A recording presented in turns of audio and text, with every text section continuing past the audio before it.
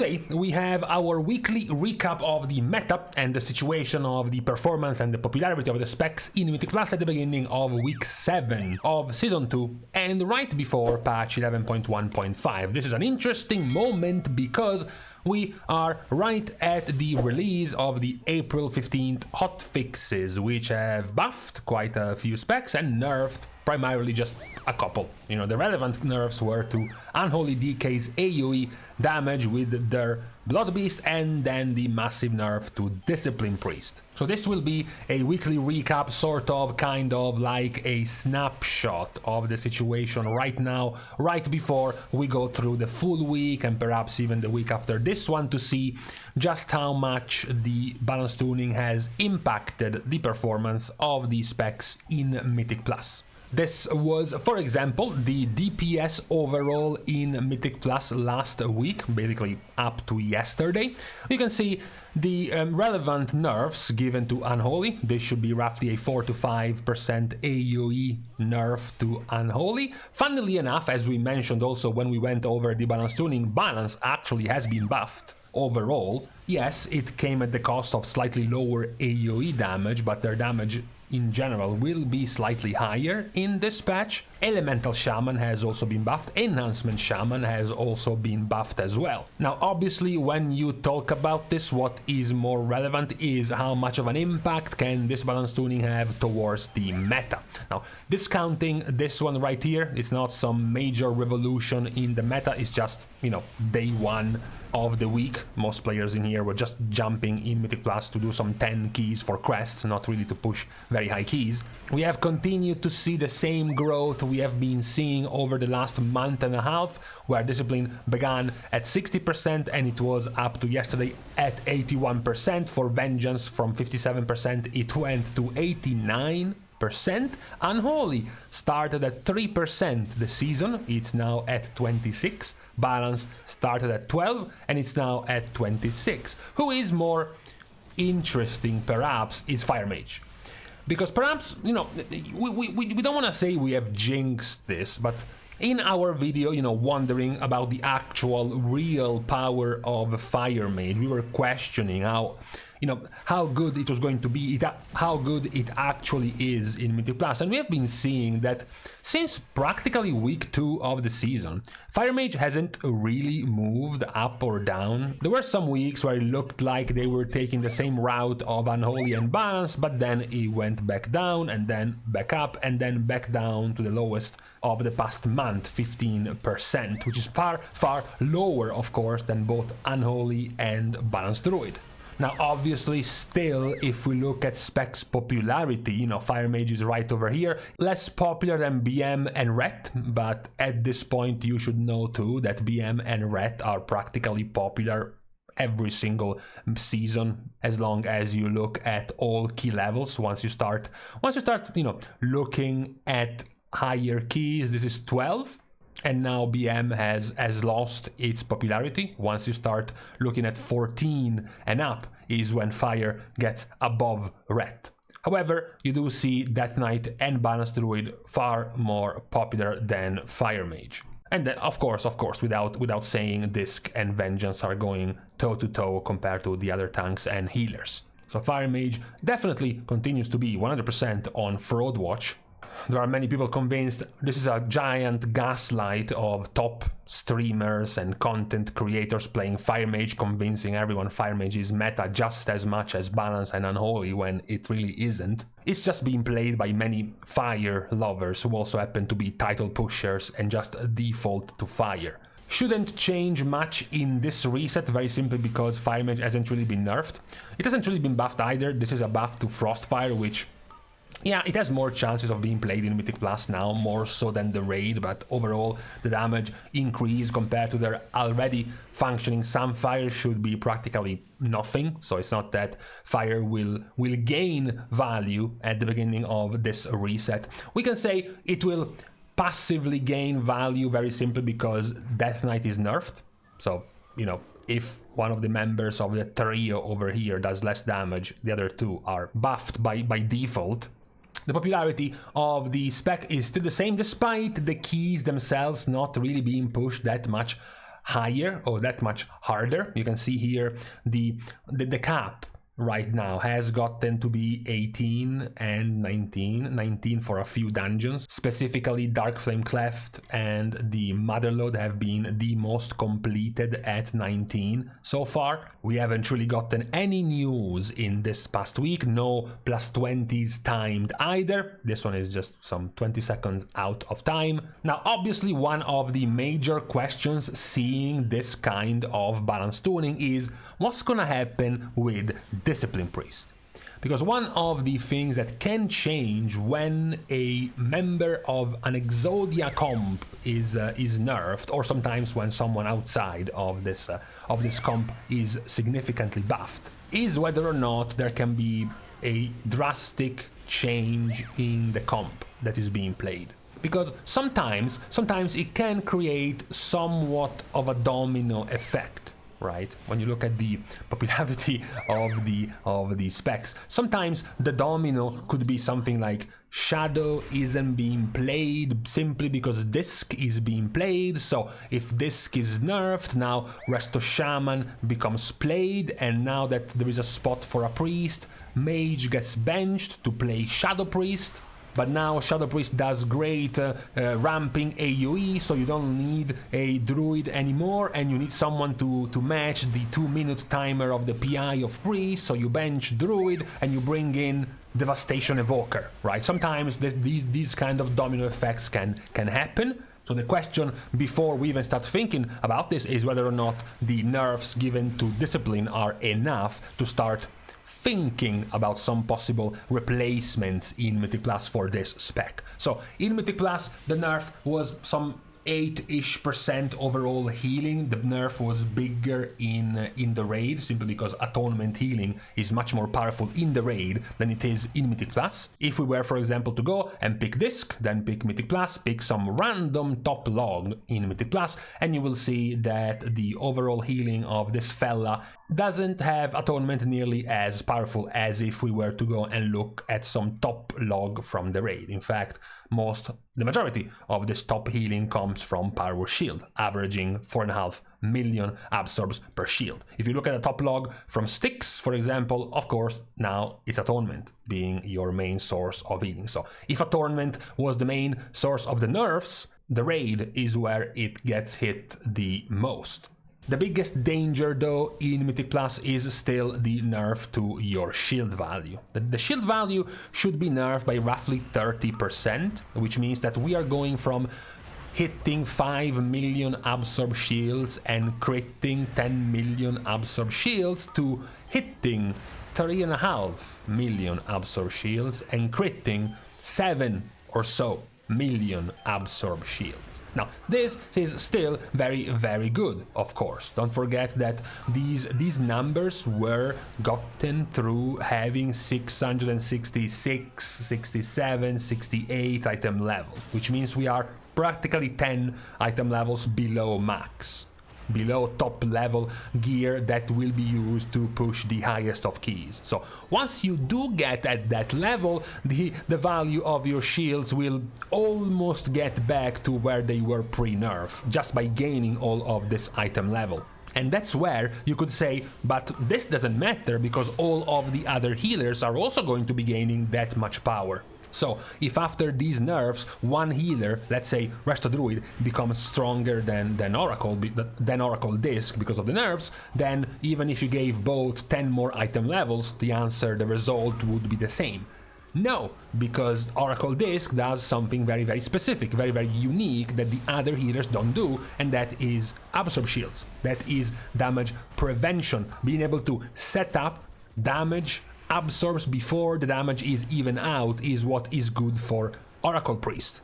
Part of the goodness of this is the fact that, of course, your Power War Shield with the use of Eternal Barrier lasts 20 seconds. and your Penance with Power Shield both have roughly a 6-second cooldown, which means if you know in 20 seconds some major danger is about to come, let's say for example the 2 dots that come out on the Koltharok boss in Theater of Pain, you can then do Penance, Power Shield, and then Penance, Power Shield, and then right as the dots are coming out, Penance, Power Shield again. This is a power that no other healer really is allowed to have right now.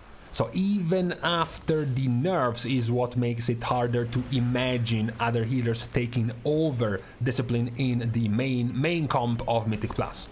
The only worry at the moment, or we should say the only hope for other healers at the moment, is the fact that the raw HPS after this nerf has taken quite a hit.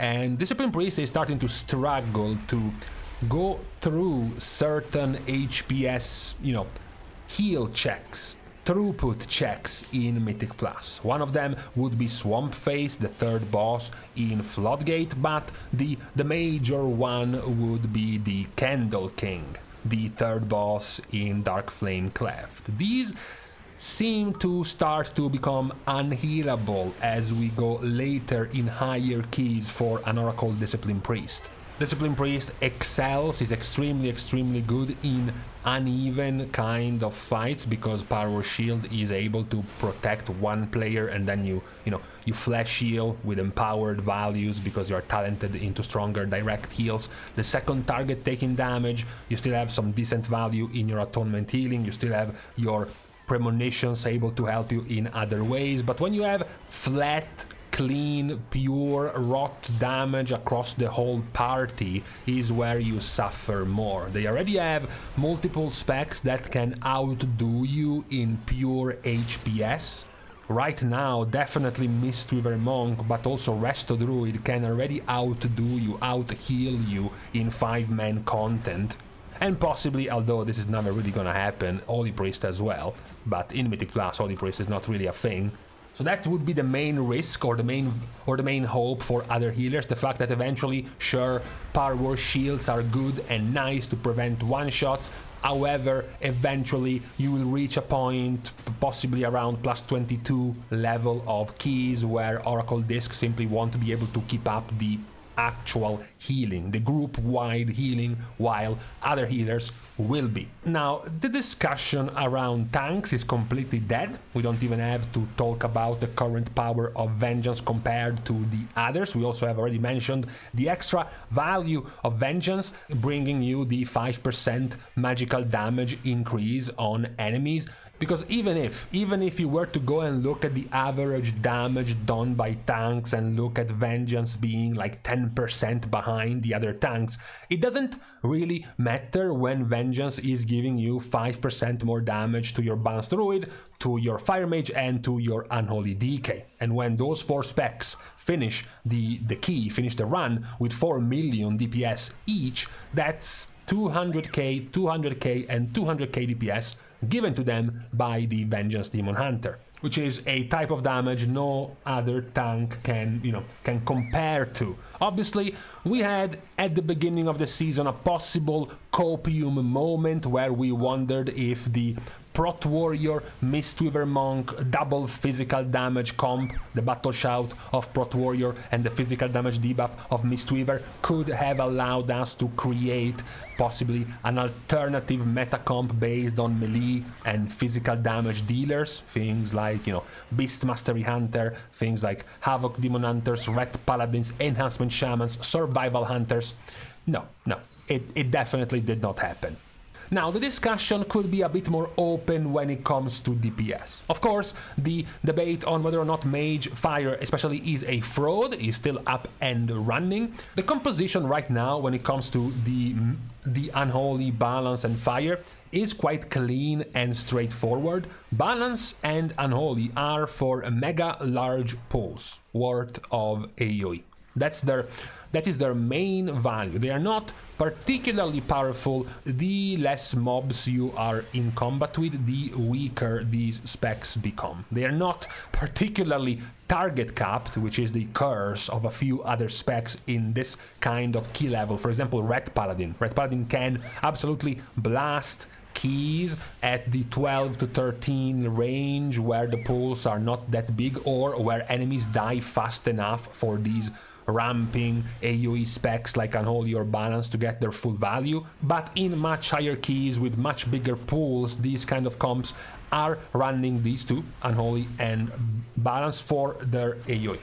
They don't have particularly, excellent single target damage amongst the two. Likely Unholy is overall better than Balance, but it's still nothing great, nothing special. Now the third one was supposed to be the one to have something different, in this case being Fire Mage, with supposedly, as a theoretical idea, stronger single target, able to have stronger priority damage, stronger damage to one target that the other two specs weren't really doing because they were turbo AoE in 20 different mobs, as well as stronger damage on bosses, stronger boss damage. Now, at the moment, this isn't really happening. Again, we open one of our top logs. Of course, it's going to have DK, Druid, and Mage. If we go and look at the damage done, you have Chinese, which I can't read. I mean, I could have guessed the bosses by knowing this is the meta load, I guess. You have the Pummeler, which is pure single target with a damage increase, and Unholy DK is first. Then you have Azarok. It does have some adds, I guess you can cleave to. Again, Unholy is first. Rixa is pure single target, Unholy is first again, and then you have Mogul whatever, again Unholy is first again, with the overall damage at the end of the key being very, very similar to things we have seen before. Some other specs that could fulfill this role, this possible ideal role of having stronger funnel for more prior damage on one target and stronger boss damage. I believe the strongest value right now would probably go to Devastation Evoker in terms of single target, as well as Feral Druid and even Frost DK. However, Feral would have to combat Balance and Frost DK would have to combat Unholy, so the strongest one overall would probably be Devastation Evoker. Which is funny, because for some players, Fire Mage is considered a bootleg Devastation Evoker, doing things they do, just worse. If it wasn't for the fact, unfortunately, that Devastation Evoker is just about 1/4 as tanky as a Fire Mage. So that's what we can aim for, we can look at in this next week and next couple of weeks after the balance tuning to see if something will change amongst these specs. We have said there is absolutely zero chance anything will change when it comes to tanks, and very little chance anything will change when it comes to healers, simply because of the power of the absorption shields of Discipline Priest saving life, especially the life of a particular color in here, the color orange. Balance Druid is practically joined at the hip with Oracle Discipline Priest. If Oracle Discipline Priest falls out of the meta and, say, Resto Shaman becomes meta, this one cannot survive. This one has to leave this meta comp, because after Barskin is out, in a plus 17 or in a plus 18, you're gonna die. Anything looks even remotely towards your direction, you are dead. You're gonna be spending 30% of your key in bear form and lose like 20% of your overall DPS.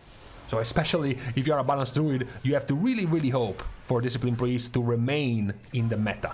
And besides healers, then we have the questions of the DPS. We have gotten the actual buff to Balance Druid, so if Discipline stays in the meta, it's just even stronger now, Balance. And then the question of Unholy, which just got a 4% nerf overall. They still have overall the strongest AoE, so it's unlikely something will change for these two specs. The one that is more at risk right now is Mage, who still benefits, of course, from bringing Arcane Brilliance, buffing both the Balance Druid and the Discipline Priest, as well as, of course, being still by far the tankiest of the other specs that are not making it in the meta at the moment. Even the ones trying to fight for a spot over Fire, like we mentioned, Elemental, or even Devastation Evoker or Marksmanship Hunter, which would be even harder because Marksmanship doing physical damage wouldn't benefit of any of these juicy buffs like the magical damage debuff as well as arcane intellect, so it's even harder for to make it. But that's what we have on this yet another recap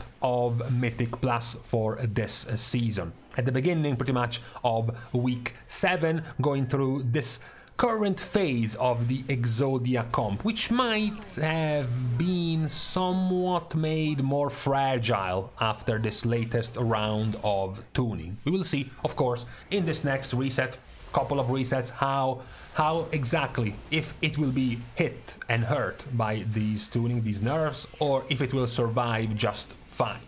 But for today though, on this Wednesday, it's now time to leave each other. We're starting as usual, the goodbyes, by thanking everyone for having watched the video, together with everyone else who has been supporting completely for free by liking and commenting down below, as well as supporting the channel itself. Now, with these things out of the way, thank you guys again for watching, see you guys tomorrow, and in the meantime, yep, I just said it stopped raining after 3 days in a row, never mind, we are in the middle of a rainstorm once again.